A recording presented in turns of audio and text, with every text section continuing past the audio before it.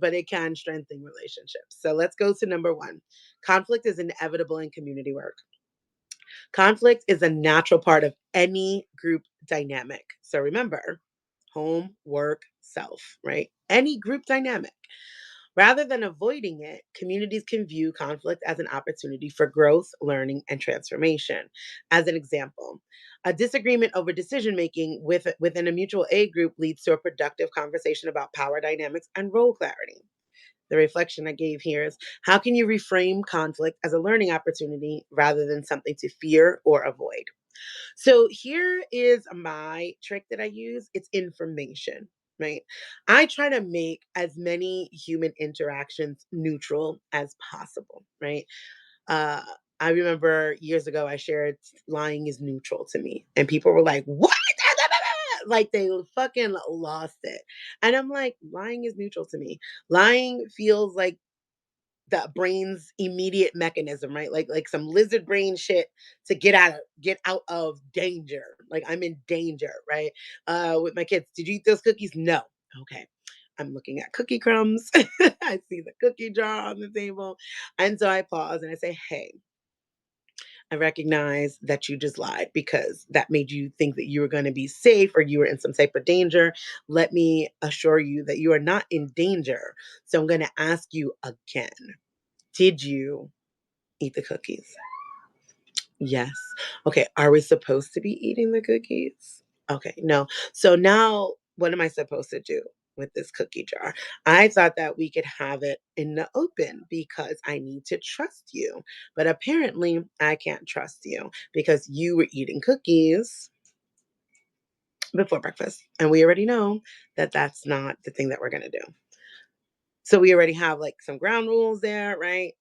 I understand that the lying is going to happen. I automatically assume somebody's going to lie when they're confronted with anything, right? It's a lizard brain response. I firmly believe that I will die on that hill. That it is, I'm going to lie. That's it. Uh, I don't because I really don't feel a need to defend anything. So I just kind of say whatever's on my mind. But I fully expect other people to lie, and not in a bad way, not in like, oh, everybody's a liar, just on some, again, neutral. So find things that can become neutral. People are going to be defensive when you confront them. That's neutral. Again, lizard brain, and we are designed to protect ourselves, right? First and foremost. Now, I'm good with that. I will get defensive real quick. That's my, my rah, rah, rah. Oh shit. I could back down off of that, right? Oh, look, they're not disturbing today. Isn't that awesome?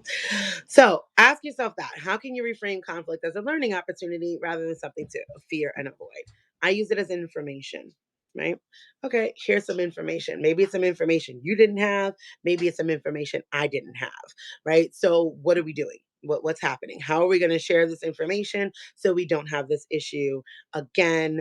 Or when we have this issue again, because again, it's inevitable that there's going to be conflict, we know how to address it in a different way, right? So nobody's activated, no one's taking it personal, right? I'm also a huge proponent of the five agreements. We'll be getting into those um, as the weeks go on.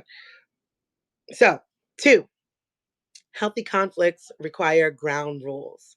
For conflict to be productive, again, we're doing some reframing, we're doing some paradigm shifts, right?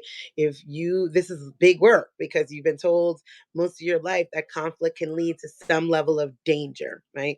Whether it's estrangement from family, whether it's a loss of job, whether it's loss of friendship, something, some type of safety that you feel like confronting will cause a separation from. And we don't want that, right? So for conflict to be productive, communities need ground rules for engagement, such as mutual respect, active listening, and a commitment to resolution. Whew, the commitment to resolution will save you guys so much arguing time, right? I'm very solution oriented. So like, what are we doing? Right.